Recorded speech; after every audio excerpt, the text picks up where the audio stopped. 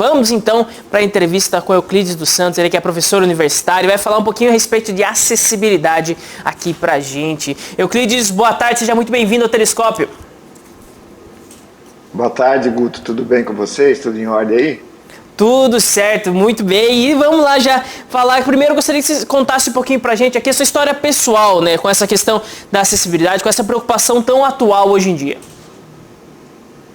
Bom, Guto, eu sou nascido lá dos anos 60, né? Eu nasci em 61. Então, a minha presença aqui se justifica pela sequela de poliomielite. Eu digo que eu escapei de três pandemias, né, praticamente. A poliomielite em 61, a da meningite nos anos 70, os anos 80, e agora continua ainda, graças a Deus, continua ileso aí com a pandemia da Covid-19. Então, o que me traz aqui, na verdade, é uma sequela de poliomielite, da qual eu fui acometido no final dos anos 1961, e isso me tornou uma pessoa com alguma dificuldade para locomoção, né? Ficou uma sequela na perna direita, e isso me fez ter que estudar diferente, ter que encarar algumas coisas de outra forma, ter que lutar para conseguir alguns direitos básicos, né? Como subir escada, como subir uma rampa, como estudar, tratamento, emprego. Então, é por aí. Nesse sentido, eu me considero uma pessoa vitoriosa, porque eu consegui construir uma carreira, consegui difundir isso em sala de aula, isso é muito importante. Educação é a alma do negócio. A educação é o caminho mais seguro que eu conheço para minimizar as dores das pessoas, para impulsionar as pessoas, para motivar as pessoas. Aquelas que não têm, teoricamente, nenhuma dificuldade, precisam também de motivação. As que têm alguma dificuldade precisam de motivação dobrada, né? Então eu digo que o papel do educador nesse sentido é fundamental, e eu tenho muito orgulho disso, de fazer parte de um grupo de profissionais hoje que fazem esse trabalho, né? Levam para frente as questões da educação. Eu estou aqui à vontade para responder as suas e as perguntas que porventura venham a ser feitas.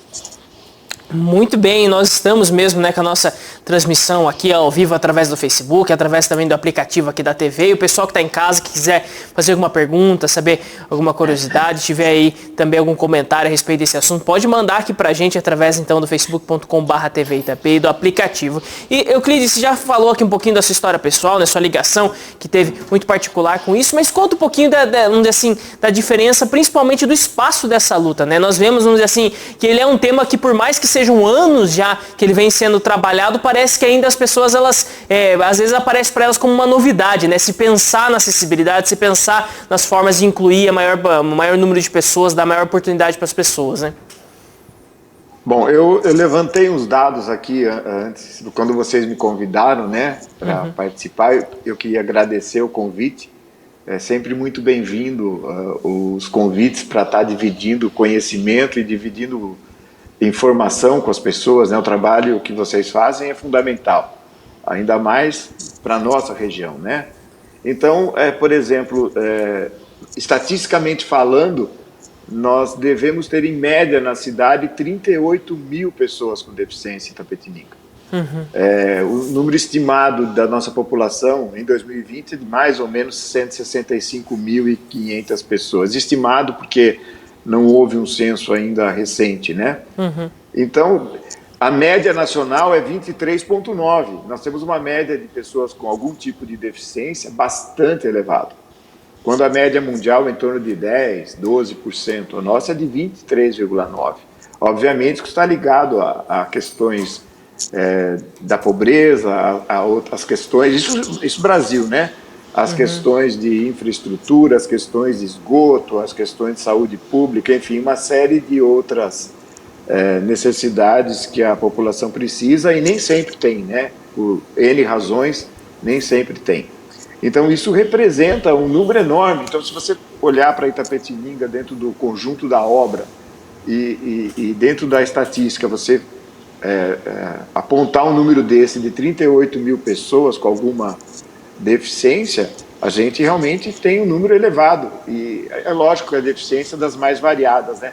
Existe um problema aí quando se fala de deficiência, Guto, é bom deixar claro para as pessoas que deficiência nem sempre está relacionada àquela pessoa que tem problema no braço ou que tem um problema na perna, que é aparente. Tem muitas deficiências que não são aparentes.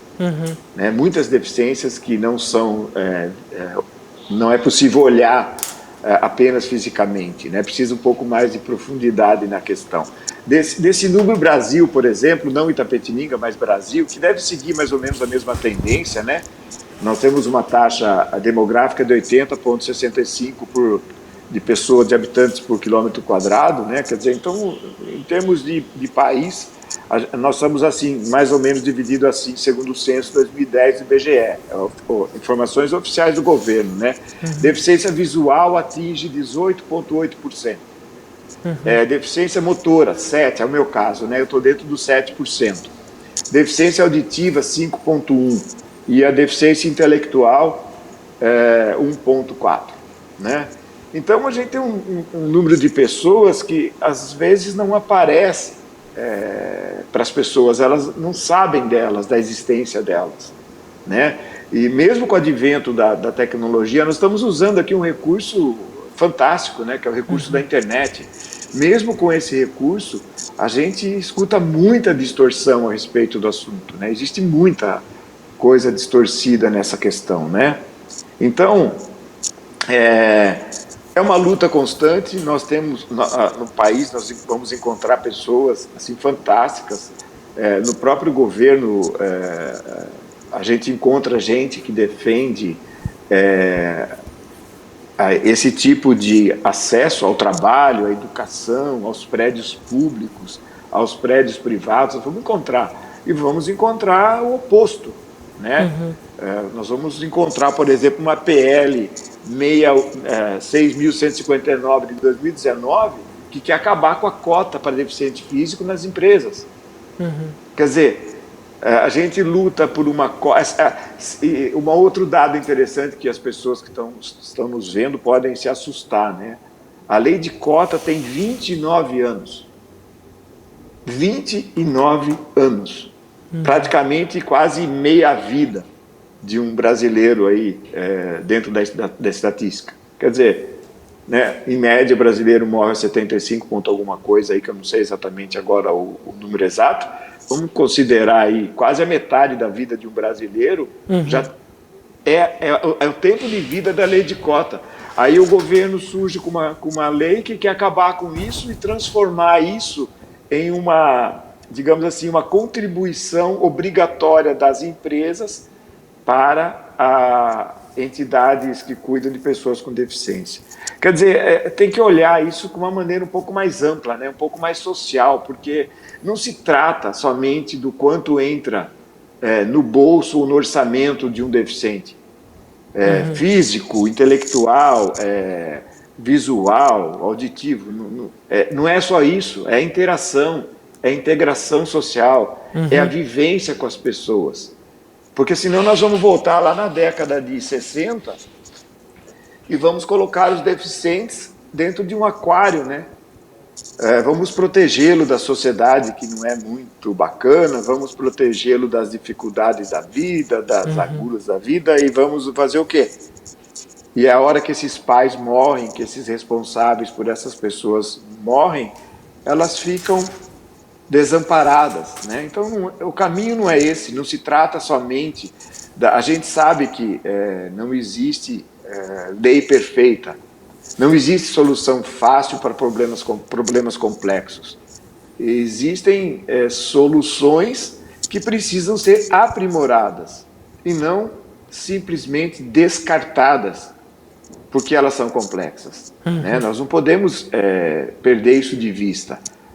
Quando eu cheguei aqui em Itapetininga, eu já disse isso uma vez para vocês, numa entrevista com vocês mesmo, em 95, eu vim de um grande centro, urbano, vim trabalhar numa companhia multinacional aqui em Itapetininga, e em 95 não tinha praticamente nada de acessibilidade. Eu ficava horrorizado, porque você ia ao Ciretran, por exemplo, que é um órgão público, uma quantidade de escadas imensa, né, enorme, você não consegue subir porque não tem corrimão, não tinha rampa na época, né? E de repente a cidade, eu fui vendo a cidade se movimentar, as pessoas responsáveis por isso se movimentar, e a gente escuta até hoje muita reclamação, né? Por exemplo, uma empresa vai apresentar um projeto de construção de um prédio comercial, e a prefeitura hoje, os órgãos públicos hoje estão muito mais atentos a isso. Mas cadê a porta de 90? Onde está a porta que abre para fora? Mas para que porta que abre para fora? Questionamentos assim, que não deveriam acontecer, né? Por quê?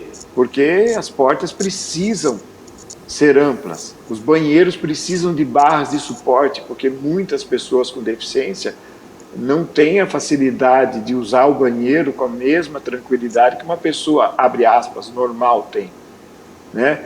E mesmo com a criação de leis, as próprias pessoas tentam burlar essas leis de alguma maneira, né? Tentam convencer os órgãos fiscalizadores, os órgãos aprovadores de que isso não é necessário, porque o meu público não tem deficiência. Eu já escutei tanta coisa que, assim, que se eu fosse relatar aqui, a gente precisaria de uns 3 programas para a gente poder resumir, o resumo da ópera. E não é vitimismo, tá? Que fique bem claro isso, não se trata de vitimismo. Se trata da realidade. As pessoas lutam, alguns grupos lutam por legislação que sejam legislações que incluam todos, né? E de repente você não tem essa inclusão porque as próprias pessoas rejeitam as leis que foram feitas por pessoas que elas escolheram. Então você escolhe alguém para te representar. Esse alguém luta por você. E quando a lei está lá, você reclama dela. Quer dizer, a gente sabe das dificuldades. A gente não podemos descartar, e aqui eu vou fazer o papel do lado de lá, a gente não pode descartar que nós vivemos numa cidade antiga. Né? Basta que você queira atravessar Campos Sales, por exemplo, para quem é daqui de Itapetininga e está nos ouvindo, que você é obrigado praticamente a enfiar meio carro na via que cruza, as ruas que cruzam a Campos Sales, você tem que colocar mais de meio carro para dentro para você enxergar se vem vindo outro carro. Isso significa que nossa cidade ela não foi planejada, ela cresceu em função da modernidade, em função do maior número de habitantes, ela vai crescendo.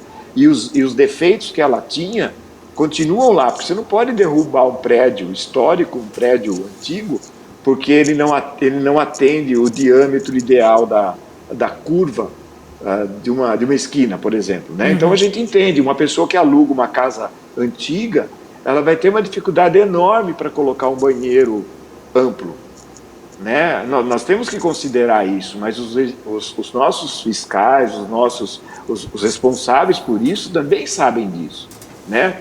Agora, tem coisas que não é o tempo de vida de uma cidade que pode definir a não execução.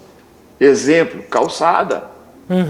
Calçada é um outro exemplo. Ela afeta o deficiente visual, ela afeta o deficiente físico e ela afeta uma pessoa que nem aparece aqui nas estatísticas, que são as pessoas idosas. E estatisticamente, em 2030, nós seremos um país de velhos, a curva vira. Né? Então, nós não estamos acostumados com um país de gente velha. Nós éramos, até outro dia, um país de gente jovem. E gente jovem, praticamente não existe barreira para gente jovem normal, né? Que não tem nenhum tipo de limitação física. Né? Agora, para uma pessoa de idade, uma lixeira mal colocada, uma árvore com as suas raízes para fora, uma calçada com uma emenda, um degrauzinho maroto lá feito para impedir que a água migre do vizinho para sua casa, ou um bueiro aberto, ou um bueiro desproporcional. coisas do gênero, né? Que tem a ver com acessibilidade. Eu gostaria de ir até o centro da cidade. Aí você encontra um poste pelo caminho, você encontra uma lixeira pelo caminho, quando não encontra placas de promoção no meio do caminho. Que para quem enxerga é uma maravilha, né, Guto? Para quem tem a visão perfeita, é o paraíso, né? Eu estou vendo a promoção, né? Que linda promoção. Entre e tenha lá 50% de desconto. Mas essa placa não pode estar colocada na via, na calçada. Porque ela pode derrubar uma pessoa idosa que tem problema de locomoção, que tem problemas, aí os médicos podem falar muito melhor do que eu, obviamente, né? Labirintite é um problema comum nas pessoas de idade. Basta que ela balance um pouquinho para cá, um pouquinho para lá, que ela se perde, ela toca na placa e cai. E ela vai para onde? Para o hospital público ou para o hospital privado, se ela tiver a sorte de ter um plano de saúde. E aí o que ela faz? Ela ocupa um leito, ela ocupa um tempo, ela ocupa remédio, ela gasta com o governo municipal, federal, estadual, seja lá qual for a situação, é obrigado a colocar dinheiro para manter essa pessoa numa cama hospitalar, porque alguém, de forma inadvertida, ou por falta de fiscalização, ou por falta de bom senso, colocou uma placa na calçada e essa placa derrubou alguém. Isso se não tirou a vida de alguém, né? A considerar o pior cenário, se alguém perdeu a vida aí não tem governo que conserte isso, né? Então, isso tudo tem a ver com uma coisa chamada cidadania. E cidadania vai muito além do cumprimento dos deveres, né? A cidadania é algo que nos remete a pensar no outro, a empatia, né? Como é que o outro... Eu estou bem, né? Eu estou bem, por exemplo, no meu caso, eu consigo me locomover razoavelmente bem. Não por longas distâncias, mas eu consigo. Eu não preciso de apoio, não preciso de nada. Quando eu vou ao shopping e tem uma vaga lá para deficiente físico, o pessoal confunde aquela vaga, né? Porque às vezes a pessoa não tem um dedo, ela é deficiente física, né? Ela é uma pessoa com deficiência, o governo considera isso, a lei considera, mas ela consegue andar. Não é porque ela tem uma carta especial, uma CNH especial, que ela precisa ocupar uma vaga preferencialmente desenhada a pessoa com deficiência física. É uma deficiência, na verdade, motora.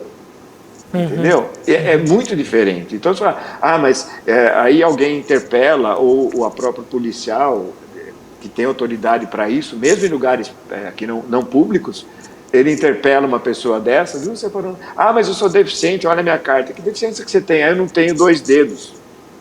Quer dizer, 2 dedos não é motivo para você ocupar uma vaga que foi desenhada para quem tem problema de locomoção. É por isso que tem uma cadeirinha de roda lá estilizada, iconizada, para mostrar isso, né?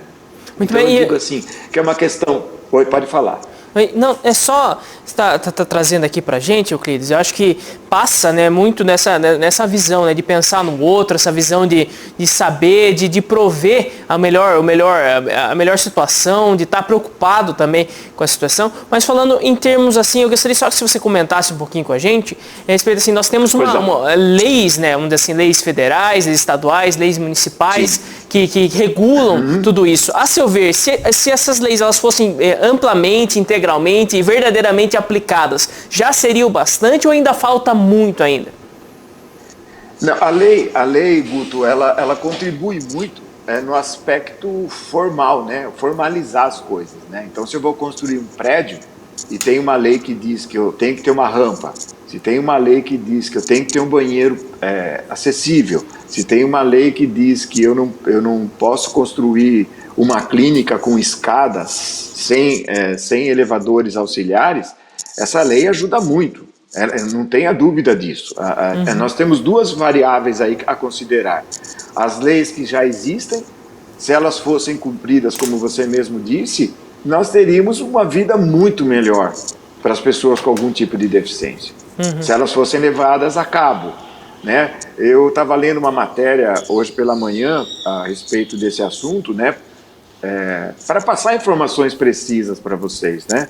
Existe uma construtora No Brasil, o jornal não menciona que construtora é exatamente, né? Eu também não falaria se soubesse o nome, acho que não é o caso, mas o jornal menciona assim, essa empresa, ela tomou multa de 6 milhões de reais por não cumprir cotas, os 2 ou 5% de trabalhadores com algum tipo de deficiência dentro do seu quadro funcional. Ela tomou 6 milhões de multas. Nossa. A justiça baixou essa multa para 6 mil reais. Percebe? Quer dizer, tem uma lei que diz, empresas com 100 funcionários ou mais são obrigadas a ter nos seus quadros pessoas com deficiência de 2 a 5% proporcional ao quadro que ela possui. Certo? E as empresas não contratam. Umas alegam que não encontram pessoas habilitadas, pessoas com instrução. Disseram para mim isso várias vezes, que eu sou uma exceção à regra, né? E vivi nas mesmas condições, sou dos anos 60, não tinha acessibilidade, família pobre, sem recurso, enfim, não vamos entrar aqui nessa questão. Mas a justificativa é essa. Mas se não encontram pessoas habilitadas com deficiência, nós temos um problema estrutural. Essas pessoas não estão chegando na escola. Essas pessoas não estão conseguindo ir à escola, não estão conseguindo acessar a escola. Os professores não estão preparados para tratar com essas pessoas. Para mim é sintomático isso, né? Então, que culpa elas têm? Né? Então, lei, e aí você olha um projeto de lei 6.159/2019, que quer acabar com isso, porque é mais fácil acabar com isso e separar de novo, separar o deficiente. As entidades cuidam deles. Não, as entidades cuidam deles, é muito importante que a entidade... Eu fui cuidado por uma entidade assistencial em Campinas, a Sociedade Campineira da Criança Paralítica. É um nome pesado, né? Mas é o nome que está lá até hoje, está estampado lá na entrada da cidade. Se eles não existissem, talvez eu não estivesse nem andando, né? Se eles não existissem. Ninguém está aqui minimizando o papel das entidades que ajudam. O que nós não podemos, enquanto cidadãos e governo, é transferir para as entidades responsabilidades que também são do poder privado e do poder público. Se as empresas têm obrigação de cumprir, de contratar, por que não o fazem? Por que não treinam nessas pessoas? Porque não treinam, como se os funcionários deles chegassem perfeitos e continuassem perfeitos. E se eles tiverem um problema de saúde? As pessoas vivem, né? O funcionário trabalhou, você está aí trabalhando de forma voluntária, obviamente. Eu estou na faculdade, para chegar na faculdade, agora não, porque a gente está tudo meio, né, enfurnado em casa, mas por conta da pandemia, por óbvio, mas de casa para a faculdade é um caminho.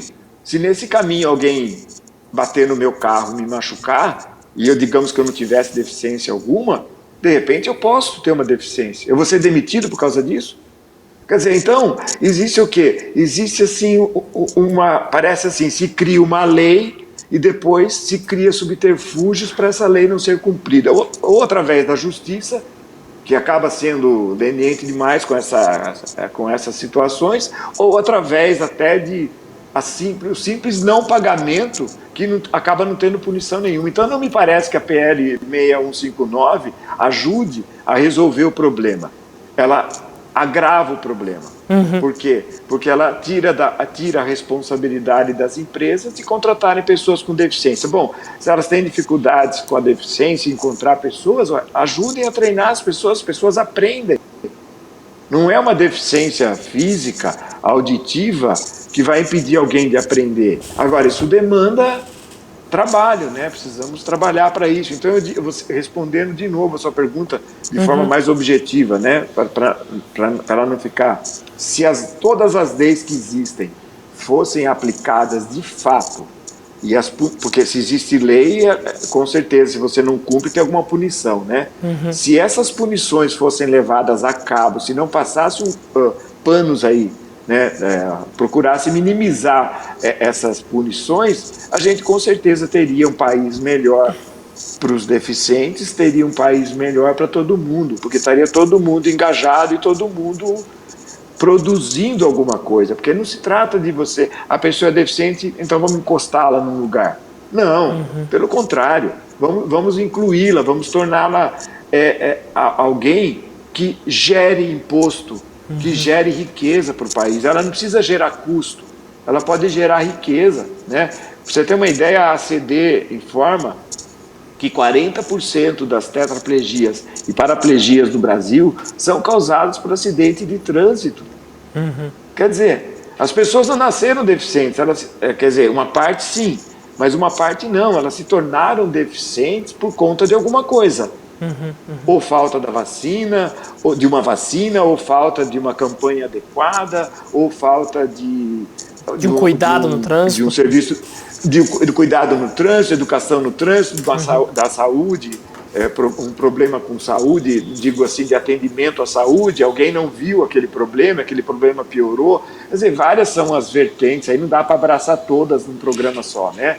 Mas uma coisa que é fato, o que existe de legislação no Brasil, ela atende muito algumas necessidades, só que nós precisamos primeiro de cidadãos conscientes, né?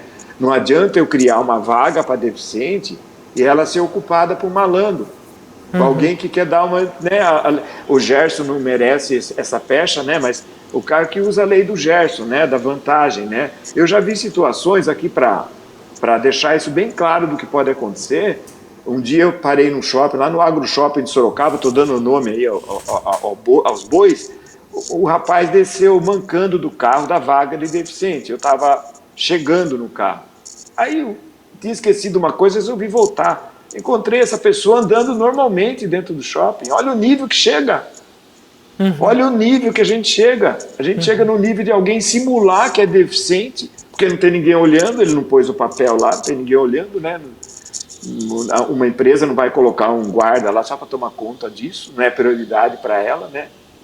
E aí o cara, de repente, simula que é deficiente para se ocupar de uma vaga que não lhe pertence. Então tem a questão da legislação que você acabou de mencionar e tem a questão da educação, né? Muito da educação, bem.